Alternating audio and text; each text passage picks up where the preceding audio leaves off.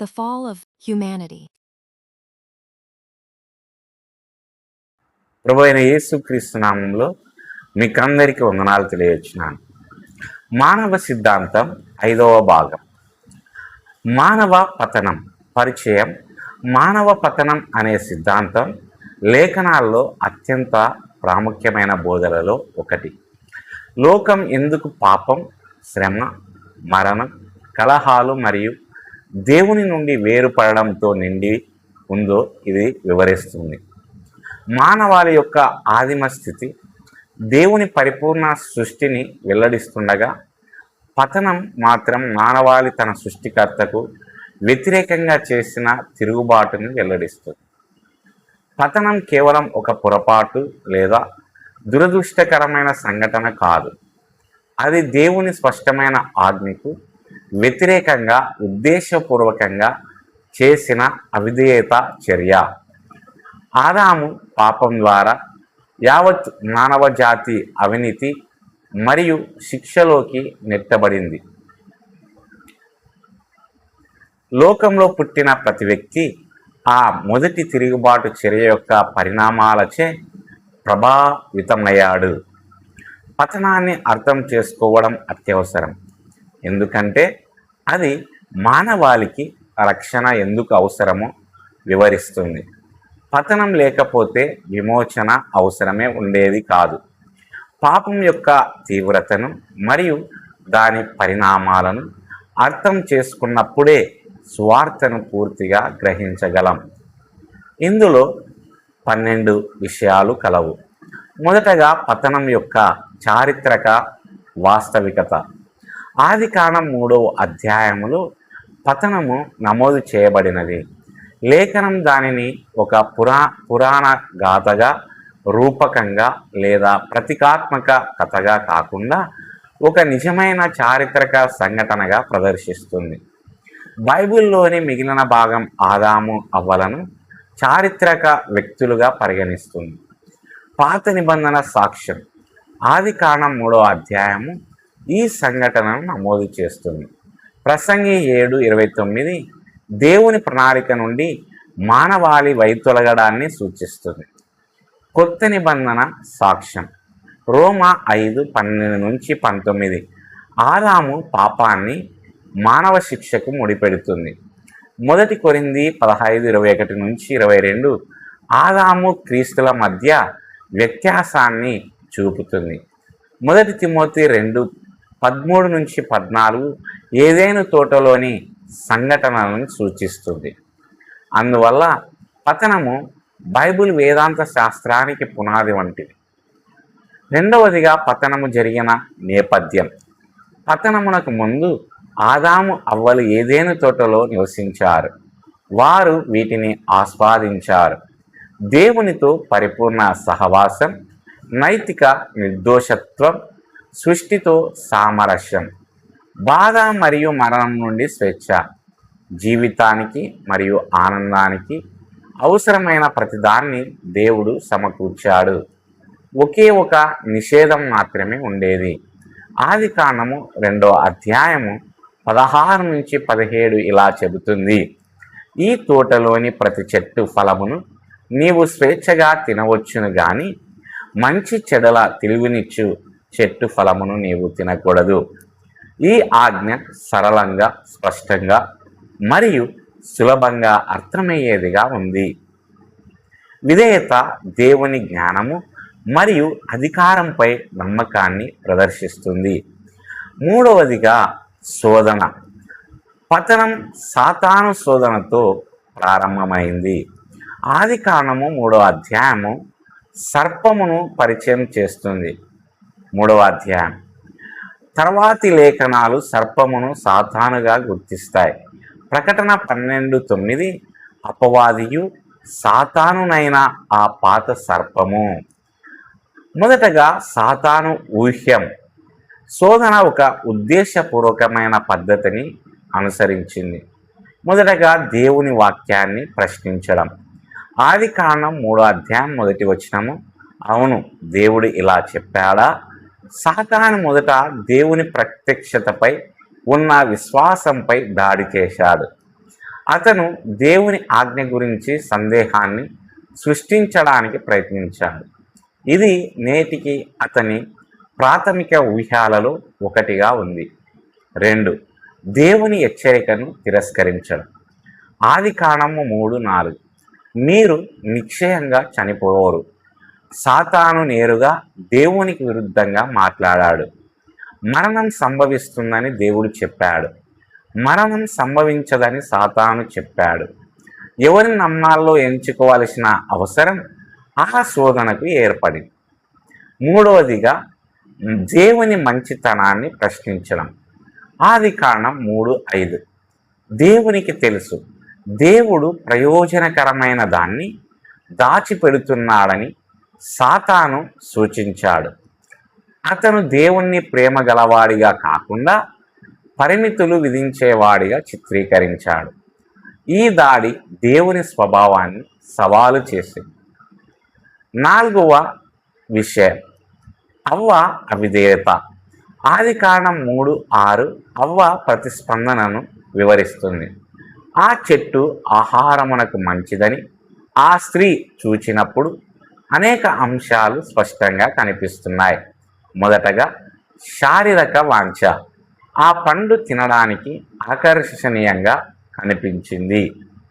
శారీరక ఆకలి ఆమె నిర్ణయాన్ని ప్రభావితం చేసింది. రెండవది కంటి వాంఛ. ఆ పండు చూడడానికి ఆకర్షణీయంగా ఉంది.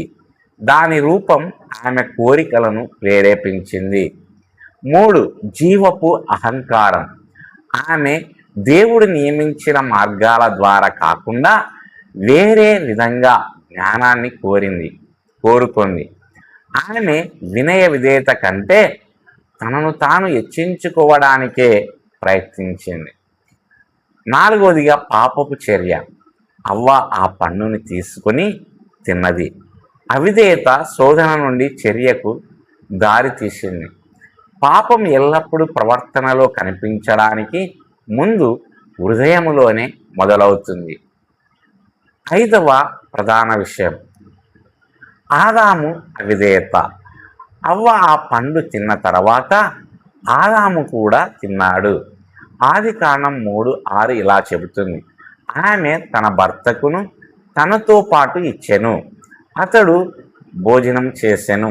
లేఖనము ప్రాథమిక బాధ్యతను ఆదాముపై ఉంచుతుంది. రోమా 5 ఆదామును ప్రతినిధి శిరస్సుగా పదే పదే గుర్తిస్తుంది. అతని పాపం మానవాళిపై శిక్షను తెచ్చిపెట్టింది. మొదటగా ఆదాము ఉద్దేశపూర్వకంగా ప్రవర్తించాడు. మోసపోయిన అవ్వలా కాకుండా ఆదాము తెలిసి దేవుని ఆజ్ఞను ఉల్లంఘించాడు. 1 తిమోతి 2:14 ఇలా చెబుతుంది. ఆదాము మోసపోలేదు. అతని పాపం ఒక స్పృహతో కూడిన తిరుగుబాటు చర్య. 2 ప్రతినిధి శిరస్సుగా ఆదాము. దేవుడు ఆదామును మానవాళికి నిబంధన ప్రతినిధిగా నియమించాడు. అతని చర్యలు అతడిని మాత్రమే కాకుండా యావత్ మానవ జాతిని ప్రభావితం చేశాయి. ఈ సూత్రం ఆదాము పాపానికి సార్వత్రిక పరిణామాలు ఎందుకు ఉన్నాయో వివరిస్తుంది. 6వ విషయం మొదటి పాపం యొక్క స్వభావం. మొదటి పాపంలో పండు తినడం కంటే చాలా ఎక్కువగా ఉంది. మొదట అవిశ్వాసం. ఆదాము అవ్వలు దేవుని కంటే సాతానునే నమ్మాలని ఎంచుకున్నారు. పాపం అంతా అంతిమంగా అవిశ్వాసంతో ముడిపడి ఉంటుంది. 2 తిరుగుబాటు. వారు దేవుని అధికారాన్ని తిరస్కరించారు. సృష్టికర్త నుండి స్వతంత్రంగా పనిచేయడానికి సృష్టి ప్రయత్నించింది. 3 అహంకారం. శోధన ఉన్నతిని వాగ్దానం చేసింది. మానవ జాతి స్వయం ప్రతిపత్తిని స్వీయ పరిపాలనను కోరింది. 4 అవిధేయత. పతనం అనేది దేవుని ఆజ్ఞను నేరుగా ఉల్లంఘించడం. పాపం అంటే ధర్మశాస్త్ర విరుద్ధమైనది మరియు దేవుని చిత్తానికి వ్యతిరేకంగా తిరుగుబాటు చేయడం. 7వ విషయం పతనం యొక్క తక్షణ పరిణామాలు. పాపం యొక్క ప్రభావాలు వెంటనే కనిపించాయి. మొదటగా అపరాధ భావం. ఆదికాండం 3:7 వారిద్దరు కన్నులు తెరిచెను. మొట్టమొదటిసారిగా వారు అపరాధ భావాన్ని అనుభవించారు. వారి నిర్దోషత్వం పోయింది. 2 సిగ్గు. వారు తమ నగ్నత్వాన్ని గుర్తించి తమను తాము కప్పుకోవడానికి ప్రయత్నించారు. సిగ్గు మానవ అనుభవంలోనికి ప్రవేశించింది. 3 భయం. ఆదికాండం 3:10 నేను భయపడితి. పాపానికి ముందు దేవుని సన్నిధి ఆనందాన్ని తెచ్చింది. ఇప్పుడు అది భయాన్ని కలిగించింది. 4 దేవుని నుండి వేరు చేయబడడం. దేవునితో సహవాసం తెగిపోయింది. ఆధ్యాత్మిక మరణం వెంటనే సంభవించింది. 8వ విషయం పాపంపై దేవుని తీర్పు.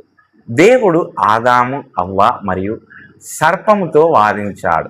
ఆ తర్వాత తీర్పు జరిగింది. మొదటగా సర్పంపై తీర్పు. ఆదికాండం 3:14-15లో దేవుని శాపం నమోదు చేయబడింది. సర్పం అవమానానికి చిహ్నంగా మారింది. దేవుడు విమోచకుని రాబోయే విజయాన్ని కూడా ప్రకటించాడు. 2 సాతానుపై తీర్పు. ఆదికాండం 3:15లో విమోచన గురించిన మొదటి వాగ్దానం ఉంది. దీనిని తరచుగా ప్రోటో ఎవాంజలిజం, మొదటి సువార్త అని పిలుస్తారు. ఇది సాతానుపై క్రీస్తు సాధించే అంతిమ విజయాన్ని ముందుగానే తెలియజేస్తుంది. 3 అవ్వపై తీర్పు. పరిణామాలలో ఇవి ఉన్నాయి: ప్రసవంలో నొప్పి పెరగడం, మానవ సంబంధాలలో వక్రీకరణ. 4 ఆదాముపై తీర్పు. పరిణామాలలో ఇవి ఉన్నాయి: కష్టమైన ప్రసవ వేదన, పనిలో నిరాశ, శారీరక మరణం. భూమి కూడా శపించబడింది. 5 సృష్టిపై తీర్పు. మానవ పాపం వలన సృష్టి ప్రభావితమైంది. రోమా 8:20-22 ప్రకారం సృష్టి ఇప్పుడు పతన ప్రభావాల వలన మూలుగుతోంది. 9వ విషయం మృత్యువు ప్రవేశం. అవిధేయత మరణాన్ని తెస్తుందని దేవుడు హెచ్చరించాడు. ఈ హెచ్చరిక నెరవేరింది. మొదటగా ఆత్మీయ మరణం. దేవుని నుండి తక్షణ వేర్పాటు సంభవించింది. మానవ జాతి ఆత్మీయంగా మృతులయ్యారు. 2వ శారీరక మరణం. ఆదాము తక్షణమే మరణించినప్పటికీ మర్త్యత్వం మానవ అనుభవంలోకి ప్రవేశించింది. మరణ ప్రక్రియ ప్రారంభమైంది. 3 నిత్య మరణం. పాపములోనే నిలిచి ఉన్నవారు దేవుని నుండి నిత్య ఎడబాటును ఎదుర్కొంటారు. తిరుగుబాటు యొక్క అంతిమ పర్యవసానం ఇదే. 10 పతనం యొక్క సార్వత్రిక ప్రభావాలు.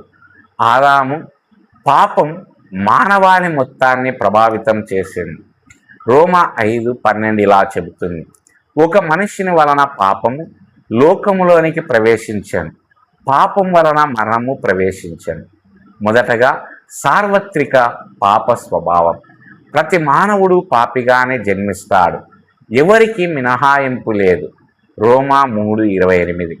అందరూ పాపము చేశారు. 2 సార్వత్రిక శిక్ష.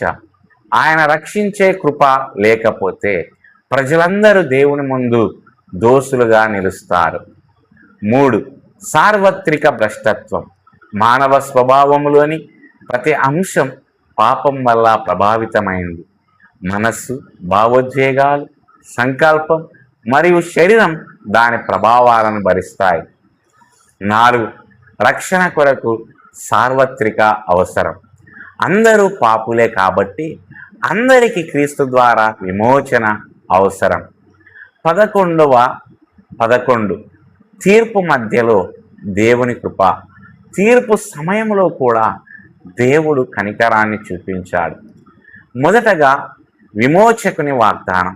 ఆదికాండము 3:15 రాబోయే మెస్సయ్య గురించి ప్రవచించింది. పతనం జరిగిన వెంటనే సువార్త వెలువడింది. 2 వస్త్రాల ఏర్పాటు. ఆదికాండం 3:21 ప్రకారం దేవుడు ఆదాము, అవ్వలకు వస్త్రాలు తొడిగించాడు. ఈ చర్య దైవిక ఏర్పాటుకు ప్రతీకగా నిలిచి ప్రాయశ్చిత్తాన్ని సూచించి. 3 మానవ ప్రాణాల సంరక్షణ. తక్షణ తీర్పునకు అర్హులైనప్పటికీ మానవాళి దేవుని కనికరం క్రింద జీవించడం కొనసాగించింది. 12. పతనం మరియు క్రీస్తు. బైబిల్ తరచుగా ఆదాముకు క్రీస్తుకు మధ్య వ్యత్యాసాన్ని చూపిస్తుంది. ఆదాము పాపాన్ని తెచ్చాడు, శిక్షను తెచ్చాడు, మరణాన్ని తెచ్చాడు. క్రీస్తు నీతిని తెస్తాడు, నీతిమంతులుగా తీర్చడాన్ని తెస్తాడు, జీవాన్ని తెస్తాడు. రోమీలకు 5:19 ప్రకటిస్తుంది, ఒకని విధేయత వలన అనేకులు నీతిమంతులుగా చేయబడతారు. ఆదాము విఫలమైన చోట క్రీస్తు విజయం సాధించాడు. ఆచరణాత్మక అనువర్తనాలు.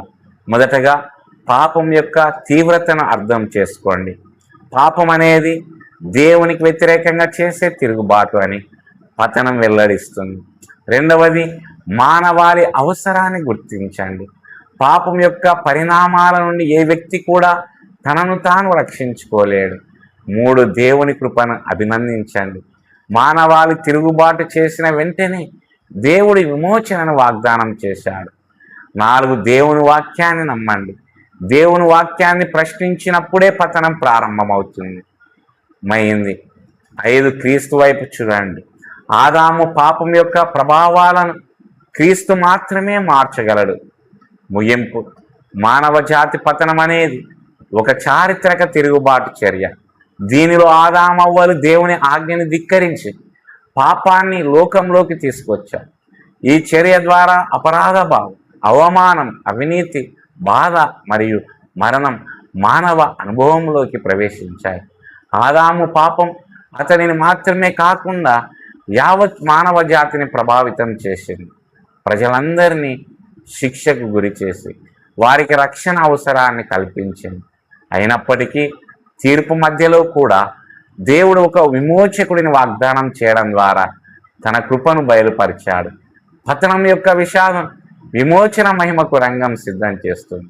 ఎందుకంటే రెండవ ఆదామైన యేసుక్రీస్తు మొదటి ఆదాము చేయలేని దానిని పూర్తి చేసి ఆయనపై విశ్వాసం ఉంచిన వారికి అందరికీ రక్షణను అందిస్తాడు. దేవుడు ఈ మాటలు దీవించునుగాక. ఆమెన్.